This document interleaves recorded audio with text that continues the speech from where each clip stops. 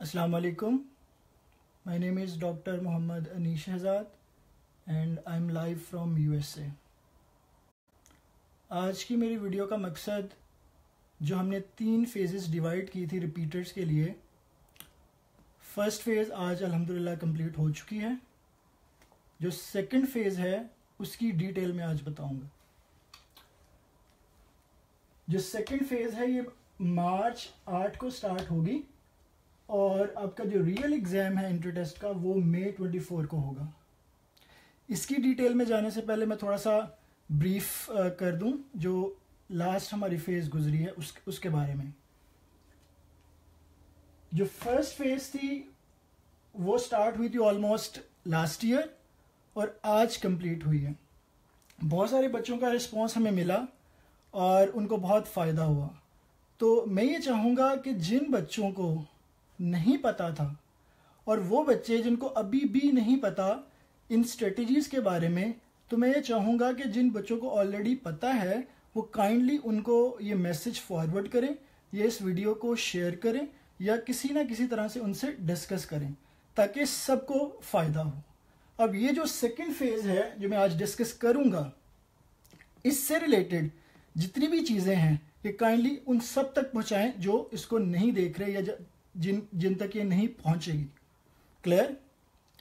तो ब्रीफली पहले मैं 9 रीड्स का आपको बताता चलूँ कि फर्स्ट फेज़ में हमने 3 रीड्स की, सेकंड में भी 3 करेंगे और थर्ड फेज़ में भी हम 3 रीड्स करेंगे। तो आज हम डिस्कस करेंगे सेकंड फेज़ को। सेकंड फेज़ जो कि 8 मार्च को स्टार्ट होगी और 24 मई तक ये चलेगी। ये क्या है? सेम वे में जिस तरह मैंने पहली फेज़ में बताया था कि 77 डेज हैं, ये ऑलमोस्ट यहाँ तक वैसे ही है जैसे मैंने लास्ट वीडियो में आपसे डिस्कस किया था। ये जो एडिशनल पॉइंट्स है बेटा इनको आपने नोट करना है, ये मैंने ऐड की हैं सेकंड फेज में और इन पे ज्यादा आपने फोकस करना है। क्लियर? अब सेम वे में 77 डेज, फर्स्ट रीड 24 डेज पे मुश्तमिल होगी, सेकंड फेज 16 डेज पे और सेकंड रीड 16 डेज पे और थर्ड रीड 24 डेज पे। क्लियर? फर्स्ट रीड में आपने क्या करना है कि पर सब्जेक्ट उसी तरह 6 डे पर सब्जेक्ट देना है और पहले टॉपिक पढ़ना है, फिर एमसीक्यूज करने और अल्टीमेटली असेसमेंट। और असेसमेंट के जो वीक पॉइंट्स आएंगे और उससे रिलेटेड जो शॉर्ट लिस्टिंग होगी वो बेटा आपने जो 2 रजिस्टर लिए होंगे उनमें आपने नोट करना है। क्लियर? इसी तरह सेकेंड और थर्ड। तो इसको मैं इसलिए तेजी से बता रहा हूँ क्योंकि ये ऑलरेडी मैं लास्ट वीडियो में डिस्कस कर चुका हूँ। अगर किसी को इसकी डिटेल चाहिए तो वो मेरी लास्ट वीडियो देख सकता है। आज की वीडियो का मेरा मकसद मेनली इन एडिशनल पॉइंट्स को डिस्कस करना है जो आपने सेकंड फेज में ऐड करने हैं। क्लियर? वो एडिशनल पॉइंट्स कौन कौन से हैं? Number 1, new question bank.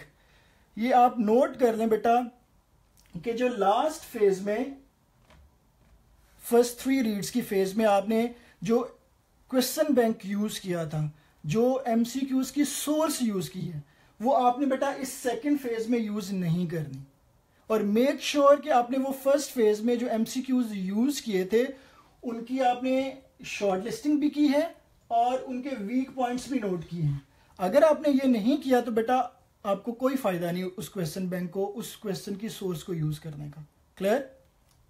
तो सबसे पहला पॉइंट एडिशनल ये है कि न्यू क्वेश्चन बैंक, क्योंकि अगर आप बार बार पुराने क्वेश्चन की सोर्स को यूज करेंगे तो उससे ये होगा कि ऑलरेडी आपको वो क्वेश्चन आते होंगे और आपकी जो असेसमेंट आएगी बेटा वो फॉल्स आती है। तो न्यू एक्सपोजर से ये होगा कि आपको नए कॉन्सेप्ट्स पता चलेंगे, एक ही क्वेश्चन एक ही चीज के बार बार नए एंगल से जब आपके सामने आएगा तो आपका बेटा विजन और आपकी जो सोचने की इस्तात है वो बेटा ब्रॉड होगी। क्लियर? पहला पॉइंट। और इसकी सोर्स क्या है वो मैं ऑलरेडी आपको बहुत दफा डिस्कस कर चुका हूं कि क्वेश्चन की सोर्स कोई भी हो सकती है एज लॉन्ग एज वो आपके सिलेबस से रिलेटेड हो, चाहे वो किसी मार्केट से आपको मिल रहे हैं या किसी इंस्टीट्यूशन से मिल रहे हैं आपको, और उनके आंसर्स भी आपके पास होने चाहिए। नंबर 2, अब 24 आवर्स के अंदर जो बच्चा, मैं ये समझता हूँ 8 से 10 घंटे पढ़ता है, सही वाले जैसे सही पढ़ना कहते हैं, ये नहीं है कि आप पढ़ रहे हैं और साथ में आप जो है वो मोबाइल यूज कर रहे हैं या साथ में आपकी जो अटेंशन है, आपकी सोच कहीं और जो है वो है। तो अगर 8 से 10 घंटे बेटा आप डेली 24 आवर्स में पढ़ रहे हैं तो ये मोर देन एनफ है। और उसकी 10 आवर्स की जो डिस्ट्रीब्यूशन है, उसकी जो उसको हमने किस तरह से लेके चलना है कि जो 3 घंटे हैं 10 घंटों में से जो 3 घंटे हैं बेटा वो आपने टेक्स्ट बुक को देने हैं। ये जो मैंने अपने फर्स्ट रीड आपको बताई है कि 6 डे फॉर एग्जांपल 24 डेज देने हैं पर सब्जेक्ट को। अगर एक सब्जेक्ट को आप बेटा 6 दिन दे रहे हैं तो वो जो पहला दिन है उसमें आपने जो 10 घंटों में से जो 3 घंटे हैं बेटा वो अपने टेक्स्ट बुक यानी कि टॉपिक्स को देने हैं यूएचएस के। क्लियर? उसके बाद आपने वो जो 10 में से 5 घंटे हैं वो एमसीक्यूज को आपने देने हैं। ठीक है, अब एक मैं आप कोट करता चलूं कि दुनिया का कोई भी एग्जाम है जो एमसीक्यूज बेस्ड है, चाहे वो पाकिस्तान है या किसी दूसरी कंट्री में, चाहे वो एंट्री टेस्ट है या कोई मेडिकल का एग्जाम है, एमसीक्यूज के एग्जाम में बेटा वो आपको ओवरऑल जज करते हैं, ना सिर्फ वो आपके नॉलेज को, आपके कॉन्सेप्ट्स को, बल्कि आपके कॉन्फिडेंस को, आपके आईक्यू को, आपके ईक्यू को, सारी चीजों को जज करते हैं। ठीक है, तो इसका बेहतरीन हल बेटा, बेहतरीन जो फॉर्मूला है वो यही है कि maximum number of MCQ solve किए जाए। क्यों? क्योंकि मैं ऑलरेडी आपको बता चुका हूं कि अगर आप जस्ट टॉपिक्स को पढ़ते हैं, बुक को पढ़ते हैं, बुक की रीडिंग करते हैं, उसमें आपकी क्या होती है, पैसिव लर्निंग होती है।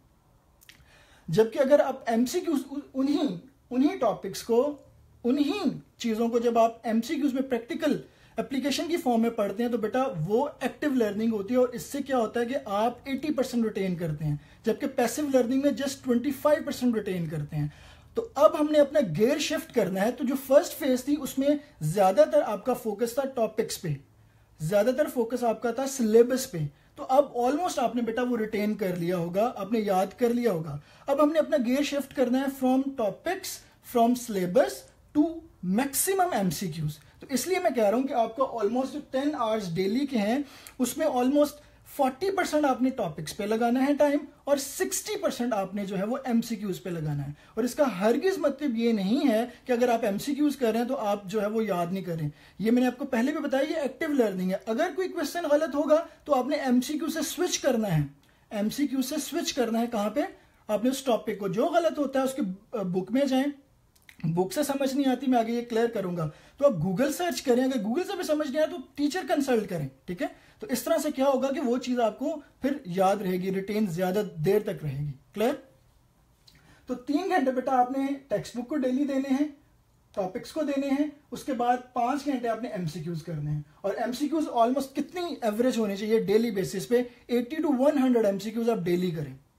और ये अगर आप ये जो स्ट्रेटेजी 77 डेज की है इसमें ऑलमोस्ट आप 2000 से 2500 एमसीक्यूज ऑलमोस्ट जो है ना वो सॉल्व कर लेंगे। और ये अच्छी खासी नंबर ऑफ एमसीक्यूज हैं। और वो बच्चे एक बच्चा है जो फॉर एग्जांपल 1000 एमसीक्यू सॉल्व करके एग्जाम में जाता है और एक बच्चा है जो 8 से 10,000 एमसीक्यू सॉल्व करके जाता है। तो बेटा इन दो बच्चों के दरमियान डिफरेंस आना ही आना है, ये हो ही नहीं सकता। क्योंकि जितना एक्सपोजर आपका ज्यादा होगा, नंबर ऑफ एमसीक्यूज का डिफरेंट तरह से जो आप डिफरेंट सोर्स से करेंगे, उतना ही बेटा आपका जो थिंकिंग की एबिलिटी है वो अच्छी होगी, क्रिटिकल थिंकिंग आपकी अच्छी होगी। उसके बाद ये 8 घंटे हो गए। 1 घंटा आपने बेटा weak and shortlisted areas, जो मैंने आपको बताया ना 2 रजिस्टर लेने हैं, एक वीक पॉइंट वाला और एक शॉर्ट लिस्टिंग वाला। उससे आपने क्या करना है, डेली 1 घंटा बेटा उसको देना है। और प्लस जो रिपीटेडली रॉन्ग क्वेश्चंस, जो क्वेश्चन आपके बार बार गलत हो रहे हैं, इसका मतलब क्या है कि वो कॉन्सेप्ट आपका बहुत वीक है, तो उस कॉन्सेप्ट को आपने क्या करना है डेली बेसिस पे। और एक और मैं क्लियर करता चलूं, इसे कहते हैं स्पेस रेपिटेशन। अब जितना मर्जी अच्छा आप याद कर लें, आपको लग रहा होगा कि बहुत अच्छी तैयारी होगी, लेकिन इन दी एंड ये होता है कि जो चीजें आप स्टार्ट में कर रहे हैं और जब आपकी प्रिपरेशन खत्म हो रही होती है, जो स्टार्ट वाली चीजें हैं वो भूल चुकी होती हैं, भूल रही होती हैं। तो सबसे बेस्ट वे ये है कि आप जो चीजें आपके जो वीक एरियाज हैं, ये जो बार बार भूलती हैं चीजें, उनको डेली बेसिस पे 1 घंटा दें और स्पेस रेपिटेशन से याद करें। उससे होगा क्या कि अल्टीमेटली जब आप फाइनल एग्जाम में जाएंगे तो आपके जो वीक एरियाज, जो आपके ऐसे पॉइंट्स जो आपको बार बार भूलते हैं, वो आपको बेटा अच्छी तरह से याद हो जाएंगे। और उससे जो भी क्वेश्चन आप फाइनल एग्जाम में आएगा बेटा वो आप गलत नहीं करेंगे। और इससे क्या होगा, आपका ग्राफ, आपके जो मार्क्स एकदम से जो है ना वो ऊपर जाएंगे। तो ये स्पेस रेपिटेशन के साथ बेटा 1 आवर अपने डेली बेसिस पे देना है ऐसी चीजों को। उसके बाद 1 घंटा जो ऑलरेडी मैं आपको डिस्कस कर चुका हूं कि वोकैब और फार्मूलाज, क्योंकि वोकैब भी आपको पता है बार बार भूलती है और ये मुश्किल से याद होती है। तो इसकी भी मैंने आपको लास्ट वीडियोस में बताया था कि किस तरह से आपने फ्लैश कार्ड को यूज करते हुए इजी, डिफिकल्ट और वेरी डिफिकल्ट वर्ड्स को याद करना है। इसी तरह फार्मूलाज जो फिजिक्स के हैं, कुछ जो है वो वैल्यूज हैं उसकी केमिस्ट्री की, तो उनको बेटा आपने एक घंटा देना है डेली। तो इस तरह से 10 घंटे अगर आप दे रहे हैं बेटा डेली, तो ये मोर देन सफिशिएंट है आपकी प्रिपरेशन के लिए। क्लियर? तो ये सेकंड एडिशनल पॉइंट था। थर्ड पॉइंट ये है display charts of repeatedly forgotten things. जो चीजें आपको बार बार भूल रही हैं, आपको पता होता है कौन सी चीजें बार बार भूल रही हैं, उनका बेटा एक चार्ट बनाए या फ्लैश कार्ड्स बनाए, वट एवर जो आपको पसंद है वो बना के अपने बेटा जो स्टडी रूम है या जहां पे आप पढ़ते हैं वहां पे उसको अटैच कर लें, वहां पे डिस्प्ले कर लें, ताकि आप सुबह उठें और आपके सामने वो जो चार्ट हो, आप रात को सोएं तो आपके सामने वो चार्ट हो। तो इससे क्या होगा कि जब बार बार वो चीजें आपके सामने आएंगी, आप टाइम भी नहीं लगा रहे होंगे उस पर ज्यादा, ठीक है, तो वो चीजें बेटा क्या होंगी, अल्टीमेटली याद हो जाएंगी आपको। फिर उसके बाद है नंबर 4, रिपीटेडली रॉन्ग क्वेश्चंस या कॉन्सेप्ट जो है उसके लिए आपने क्या करना है, गो इनटू डिटेल, जो कि मैं अभी बता चुका हूं कि सबसे पहले इसका तरीकाकार ये होता है कि जो बार बार चीजें आपकी गलत हो रही हैं या जो कॉन्सेप्ट आपके गलत हो रहे हैं, तो आपने सबसे पहले जो कंसल्ट करनी चीज है वो बेटा टेक्स्ट बुक है। टेक्स्ट बुक से समझें, वहां से समझ नहीं आ रही तो आप सर्च करें गूगल, उसकी इमेजेस में जाएं, उसकी वीडियोस में जाएं, आपको समझ आ जाएगी। फिर भी समझ नहीं आती, देन आप कंसल्ट करें अपने टीचर को, ठीक है। नंबर 5 पे है remember only MCQs tell you about your weak areas. अक्सर बच्चों को ये बड़ा होता है शायबा कि उनकी तैयारी बहुत अच्छी जा रही है, वो बहुत अच्छा जो है क्रैमिंग कर रहे होते हैं, बहुत रट्टे लगा रहे होते हैं, तो उनको लग रहा होता है कि हमारा ये टॉपिक्स, हमारे ये जो चैप्टर्स हैं ये बहुत अच्छी तरह से याद हो रहे होते हैं। लेकिन बसा औकात बेटा ऐसा पता चलता है कि जब वो एमसीक्यूज करते हैं तो बेटा वही जो उनकी जो स्ट्रेंथ होती है, जो उनके अच्छे टॉपिक्स प्रिपेयर होते हैं, उनसे अच्छे खासे एमसीक्यूज गलत हो जाते हैं। तो देखा यह गया है कि बेटा जब हमेशा एमसीक्यूज आपको बताते हैं आपके स्ट्रॉन्ग एरियाज कौन से हैं और आपके वीक एरियाज कौन से हैं, तो ऐसे आप कभी भी नहीं बता सकते। तो उसका तरीकाकार यही है जो मैं पहले भी बता चुका हूं कि टॉपिक्स पढ़ें, जल्दी से रिवीजन करें, आपको याद चीजें हो चुकी होंगी, और उसको बेटा एमसीक्यूज के थ्रू जो ना आप अपनी टेस्टिंग करें, ठीक है। फिर आपको अंदाजा होगा कि आपके कौन से जो है वो टॉपिक ज्यादा स्ट्रॉन्ग है और कौन से वीक है, और उस तरह से फिर फिल्टरिंग करते जाएं, और जो वीक एरियाज है फनलिंग करते जाएं, जो वीक एरियाज उनको बेटा बार बार जो है वो एमसीक्यूज के थ्रू करते जाएं। नेक्स्ट पॉइंट है point number 6, 2 options problem, note the difference. इसका मतलब यह है कि अक्सर बच्चों को जब वो एमसीक्यू सॉल्व कर रहे होते हैं तो उनको मसला 2 ऑप्शंस में आता है, ठीक है। अब 2 ऑप्शंस को किस तरह से टैकल किया जाए, ये तो आप जाहिर बात है कि नॉलेज का लैक ऑफ नॉलेज है, और इसकी वजह से आपको 2 ऑप्शंस के दरमियान मसला हो रहा है। पहली बात तो इसको कैसे सॉल्व करना है कि आपने दोनों ऑप्शंस को, जब भी आपका ऐसा क्वेश्चन गलत हो, आपने क्या करना है बेटा, स्ट्रेट अवे उन दोनों ऑप्शंस का डिफरेंस अपने जो मैंने आपको रजिस्टर बताया वहां पे लिखना है, ताकि नेक्स्ट टाइम जब भी ये कॉन्सेप्ट टेस्ट हो तो आपका ये गलत ना हो। अगर यहां पे आप इसको छोड़ देंगे, वो जो 2 ऑप्शंस के दरमियान डिफरेंस आप नहीं कर सके, आपका आंसर या तो तुक्के के साथ ठीक हो जाएगा और या फिर आप गलत कर देंगे उसको, ठीक है। तो उसको अगर आपने अभी के अभी नोट नहीं किया, उनका दोनों का डिफरेंस आपने क्लियर नहीं किया और लिखा नहीं, नोट नहीं किया, शॉर्ट लिस्टिंग नहीं की, ठीक है, रजिस्टर में, तो बेटा नेक्स्ट टाइम ये चीजें आपको दोबारा फिर तंग करेंगे, ये कॉन्सेप्ट दोबारा फिर आपको जो है वो तंग करेगा। क्लियर? तो अभी के अभी इसको नोट करना है। Point number 7, remember things by techniques.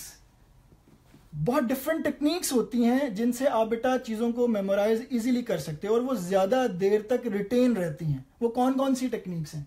Number 1, mnemonics का बेटा इस्तेमाल करें। बायोलॉजी के अंदर जब मैं पाकिस्तान में टीचिंग कर रहा होता था, मैं बहुत सारे निमोनिक्स बताता था। उन निमोनिक्स का फायदा ये होता है कि बेटा आपको इजीली चीजें याद रहती हैं, ठीक है, और आप भूलते नहीं हो। ऑन द अदर हैंड अगर आप वैसे आप याद करते हो तो आपको वो जल्दी भूल जाती हैं।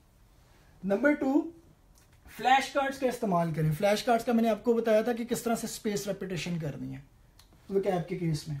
Number 3, comparison.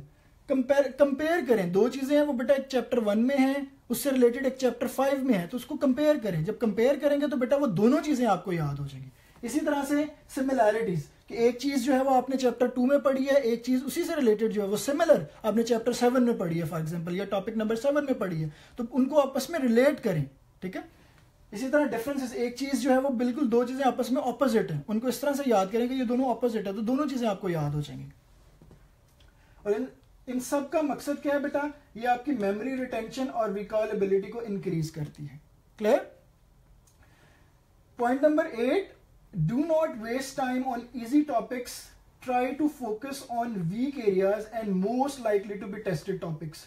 ये मैं आपको बार बार पहले भी बता चुका हूं, फिर ही बच्चे यही मिस्टेक करते हैं कि वो जो इजी टॉपिक्स होते हैं बार बार उनको कर रहे होते हैं। क्यों? क्योंकि उनको वो इजीली आ रहे होते हैं, इसलिए उन पर ज्यादा टाइम, और जो चीज आपको मुश्किल लगती है तो बेटा आप उससे भागते हो, आप उसे छोड़ देते हो, कल कर लेंगे, नेक्स्ट वीक कर लेंगे, और अल्टीमेटली क्या होता है कि एग्जाम करीब आ जाता है और आप उसको जो है ना आपके वो जो कॉन्सेप्ट है वो उतने स्ट्रांग नहीं होते जितने होने चाहिए थे।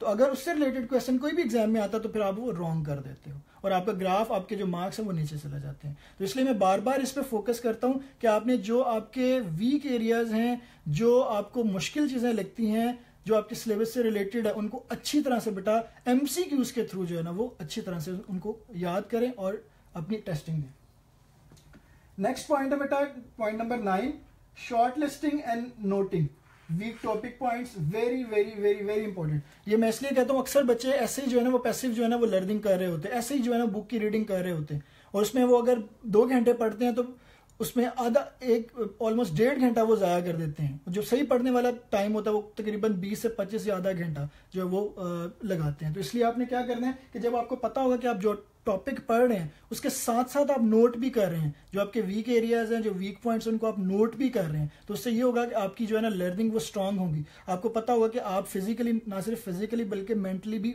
उस जगह पे मौजूद हैं और आप चीज़ों को जो है ना वो क्रिटिकली देख रहे हैं। क्लियर? तो ये जो ऑलमोस्ट यहां तक था बेटा, ये मैंने इसको डिटेल में नहीं डिस्कस किया क्योंकि ये सेम स्ट्रेटेजी है जो कि लास्ट में वीडियो में डिस्कस कर चुका हूं। क्लियर?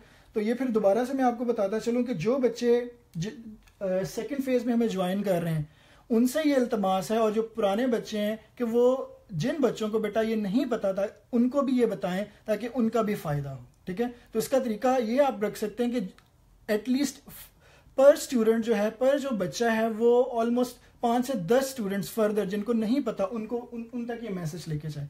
और जो मेरी लास्ट वीडियो है जो फर्स्ट फेज वाली है वो ऑलमोस्ट 1,50,000 लोगों तक पहुंची है, और उनमें से यूट्यूब्स के जो व्यूवर्स मिला के 70,000 जो स्टूडेंट्स हैं उन्होंने जो है वो एक्टिवली इस वीडियो को देखा है, जो लास्ट मेरी वीडियो है। तो इससे क्या हो रहा है बेटा, सब बच्चों का फायदा हो रहा है, और मैं सल्यूट करता हूं मार्क ज़करबर्ग को, उसको अप्रिशिएट करता हूं कि उस इंसान ने इतनी अच्छी टेक्नोलॉजी बनाई कि मैं हज़ारों मील आप लोगों से दूर हूं, लेकिन फिर भी यहाँ पे जो मैं नई नई चीज़ें सीख रहा हूँ, ये ऐसी बेटा चीज़ें हैं, इसमें से बहुत सारी ऐसी जो मैं जब पाकिस्तान में था तो मुझे इन चीज़ों का अंदाज़ा नहीं था, यहाँ पे आके मैंने चीज़ें वो लर्न की है। तो मैं ये चाहता हूँ कि जो नई चीज़ मैं यहाँ से लर्न करूँ मैं आप बच्चों तक पहुँचाऊँ, ताकि आपका और बल्कि बाकी जो बच्चे नहीं जहाँ तक पहुँच रही सबका फ़ायदा हो। ठीक है? तो नेक्स्ट वीडियो में चाहूँगा इंशाअल्लाह ताला अपनी बच्चों को बुक रीडिंग का बताऊँ कि बुक रीडिंग कैसे करती हैं फॉर एन एंट्री टेस्ट, के एग्जामिनर की आंख से आप कैसे बुक रीडिंग करें कि आपको अंदाजा हो कि एमसीक्यूज कैसे बनते हैं। तो ये बहुत मेन चीज़ होती है। तो मैं कोशिश करूंगा कि जैसे ही मुझे टाइम मिले तो मैं वो उस पर जो है ना एक वीडियो बनाऊं। तब तक अपना बहुत सा ख्याल रखिएगा। अल्लाह ताला आपका हामी नासिर। अल्लाह हाफिज़।